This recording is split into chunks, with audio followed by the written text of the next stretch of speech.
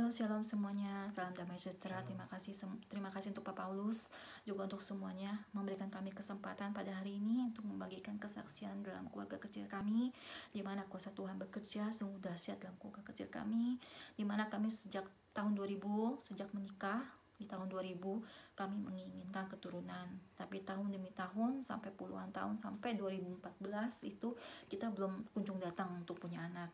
Sebelum tahun 2014 kita sudah berobat, tapi semuanya katakan bagus, tapi nggak ada hasil. Di tahun 2014 kita coba dari rekomendasi teman, ada dokter Indo di sini yang katanya bagus, kita coba. Saya diperiksa, ternyata saya ada punya endometriosis yang sudah stage-nya paling tinggi, yaitu stage 4 atau ke-5. Endometriosis adalah dimana waktu datang bulan darahnya itu nggak 100% keluar, kebanyakan mengendap di rahim sampai saluran telur saya tuh udah kena sampai ke usus-usus. Jadi itu udah parah banget, dan puji Tuhannya nggak terlambat kesananya, kita sudah mengetahuinya lebih cepat, nggak lebih cepat juga sih, lebih cepat menanganinya gitu. Dan akhirnya dokter untuk mengatakan untuk harus melakukan operasi. Kita ada 3 kali operasi karena pembersihan itu nggak bisa 1 kali langsung selesai karena memang udah banyak banget, jadi harus 3 tahap. Tahap ketiga itu yaitu yang paling besar, karena kemungkinan saluran ovarium saya akan diangkat 1 karena itu memang udah parah.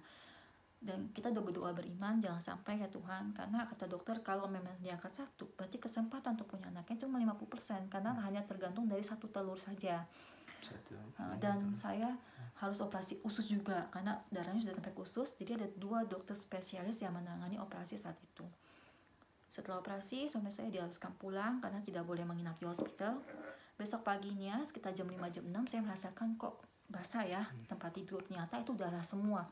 Ternyata jahitan yang ke ususnya itu waktu operasi lepas, jadi harus operasi balik untuk dibenerin lagi.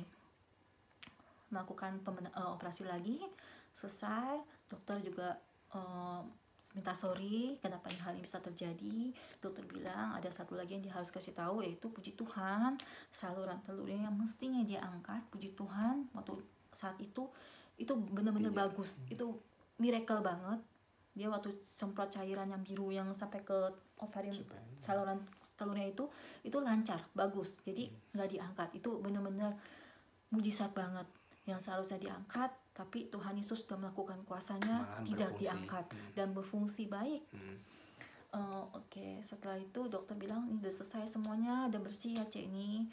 Saya cuma menyarankan mendingan langsung IVF aja karena kamu punya histori endometriosis, takut endometriosisnya balik lagi, dan juga masalah umur saya kan waktu itu 39 tahun, jadi harus cepet. Tapi karena kita masih nggak percaya masalah soal IVF gitu, jadi kita coba natural dulu. 1 tahun berjalan, ternyata nggak ada hasilnya. Jadi saya pikir ya coba kita IVF, karena kita nggak pernah tahu Tuhan pakai jalan ini, kita nggak pernah tahu Tuhan pakai berbagai jalan. Kita berserah aja. Akhirnya kita ke dokter IVF, saya harus diperiksa rahim, apakah memungkinkan untuk menjalankan IVF. Ternyata kayak saya kistanya balik lagi selama 4 cm kiri dan kanan. Kita sempat putus asa, kita stop dulu prosesnya, kita diskusi berdua, karena kalau kayaknya tuh nggak mungkin gitu melakukan IVF dalam keadaan kista dalam pikiran manusia. Kita sempat pulang Indo, sampai pulang terus balik lagi ke Sydney, kita mikir lagi, coba kita diskusi, kita berdoa beriman, Tuhan kalau memang jalan Engkau kami bisa mempunyai keturunan, apapun yang tidak mungkin pasti mungkin, walaupun punya kista 4 cm. Kita balik ke dokter spesialis, kita coba diskusi, dokter bilang ini nggak apa-apa, ini 4 cm, kita coba dulu ya, karena ada juga kejadian yang pernah seperti ini berhasil. Kita coba dulu, kalau memang tidak berhasil berarti kamu harus bersihin dulu kistanya. Udah, kita puji Tuhan, banyak banget kita berdoa. Saya juga puasa saat itu pas akhirnya melakukan proses demi proses, dan sampai akhirnya collection, ecto collection. Sebenarnya seharusnya tuh yang normalnya tuh 10-15 atau lebih untuk dapatkan telur yang baik. Saya cuma dapat 5 dan terbaik cuma 3. Tapi emang kita sempat putus asa, tapi kita beriman bahwa 1 pun kalau Tuhan pengen jadiin pasti bisa dalam nama Yesus. memang puji Tuhan dan melakukan transfer embrio dan transfer embrio. Sampai selesai transfer embrio, saya tuh sakitnya minta ampun, benar-benar sakitnya minta ampun sampai nggak bisa tidur. Dan paginya karena malamnya dia telepon ke nurse bilang coba besok pagi dia akan hubungi dokter. Dan dokter bilang pada saat paginya dia teleponin nurse, saya harus balik ke dokter untuk diperiksa apakah ada infeksi di saluran kencingnya pada saat transfer embrio. Ternyata nggak ada infeksi sama sekali, semuanya bagus. Saya disuruh minum Panadol. Bingung nih, kok minum Panadol ya, aduh takut, namanya obat ya, dan itu baru transfer embrio, takutnya jadi gagal gara-gara obat itu. Tapi saya sambil minum Panadol, saya sambil berdoa, Tuhan biar kehendak-Mu yang terjadi, kalau Tuhan izinkan saya hamil, apapun itu pasti saya bisa lewatin. Puji Tuhan, berangsur baik, sampai 2 minggu setelahnya saya dikabarkan saya hamil, dan masalah datang lagi. Di minggu ke-7 saya kena alergi mecin dan juga eksima yang gatal-gatal seluruh badan. Saya nggak bisa makan di luar, kalau kena mecin dikit pasti gatal-gatal, jadi harus masak sendiri. Dan minggu ke-9 kehamilan, masalah datang lagi. Saya ada pendarahan yang cukup banyak dan cukup serius, sampai saya harus balik ke dokter lagi, disuruh dokter untuk cek bayinya masih ada. Tapi dokter bilang kalau sampai besok darahnya masih ada, berarti kamu harus ke emergency, karena Sabtu dokter nggak ada, kamu harus ke emergency, berarti itu keguguran. Pulang dari dokter, saya benar-benar pasrah, masuk kamar, tutup pintu, saya hanya berdoa, dengar pujian, berdoa dan berserah. Benar-benar itu bergumul banget, tapi saya percaya kalau Tuhan mengizinkan ini pasti terjadi. Kami berserah semuanya dalam tangan Yesus. Puji Tuhan, mujizat terjadi lagi.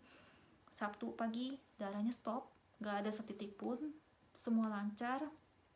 Sampai anak lahir semua lancar, puji Tuhan, sungguh dahsyat. Tapi masalah datang lagi. Di umur 4 bulan anak saya jatuh dari chain stable setinggi 1 meter, karena saya ganti napi di chain stable. Karena saat umur 4 bulan tuh anaknya sudah bisa pus-pus gitu, kakinya bergerak. Dia jatuh di belakang, karena belakang itu nggak ada senderannya. Jatuh, akhirnya kita langsung buru-buru bawa ke emergency, karena kita khawatir, walaupun sudah ke dokter bawah katanya bilang nggak apa-apa, tapi kita ke emergency. Setelah itu di emergency diharuskan CT scan, tetapi kita nggak mau karena takut radiasi. Terus jadi ya pada saat itu kita disuruh untuk cek keseluruhan ya terhadap anak kami gitu. Jadi anak kami udah melewati berbagai tes gitu. Singkat kata sebenarnya karena kita sempat disuruh pulang, dan nggak berlangsung lama, cuma sehari setelah disuruh pulang kita disuruh kembali karena ternyata ada kesalahan membaca dari dokter jaga yang ada di situ gitu. Jadi saat disitulah kita disuruh anak kami disuruh cek semuanya, MRI, CT scan, blood test itu pun sampai nurse itu cari-cari nadinya nggak dapat, itu sampai nangisnya minta ampun.